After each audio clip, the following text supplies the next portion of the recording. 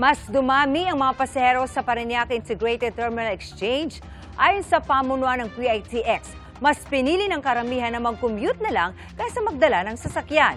Mula sa PITX, saksi live si Katrina Son. Katrina? Marisol, ngayong Lunes Santo, nagsimula ng maramdaman dito sa PITX ang pagdami ng mga pasahero na bumabiyahe sa kani-kanilang mga probinsya.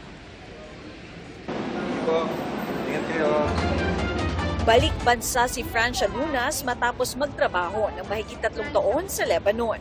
Ngunit imbes na magpasundo sa kanyang pamilya, minabuti umano niya na mag-isa na lang umuwi. Dati sinusundo, ngayon hindi na kasi mahal ang gas. Dati buong pamilya. Buong pamilya ang sumusundo. Ngayon mag-isa na lang, kailangan bumiyahe mag-isa para makauwi sa pamilya. Kasi mahal ang gas. Sa ganitong paraan daw kasi, mas malaki ang kanyang matitipid. Imbes naman na magmaneho pa uwi, magbabas na lang daw pa uwi sa kanilang probinsya si Serafin Gubat. Dahil po nga po sa punuan ng bus, tsaka ang mahal ng ng gas. Ang magkapatid naman na sina James at Jerome Almario, nag-usap daw na agahan ang kanilang pag-uwi sa Naga City. Mahirap daw kasi sumabay sa dagsa ng mga taong magsisiuwian.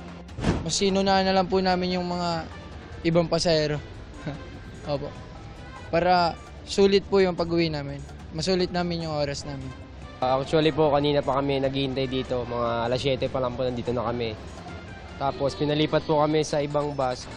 Ayon sa pamunuan ng PITX, dahil tagtipid ang marami, mas nadagdagan pa raw ang mga bumiyahe ngayong taon. Mas marami raw ang gumamit ng pampublikong transportasyon sa halip na magdala ng sariling sasakyan. Compared to last year, para meron lang tayong point of comparison, Palm Sunday last year umabot tayo 165,000. This year, Palm Sunday, 178,000. So that's a significant increase. So inaasahan natin na that will be the same for the rest of the week.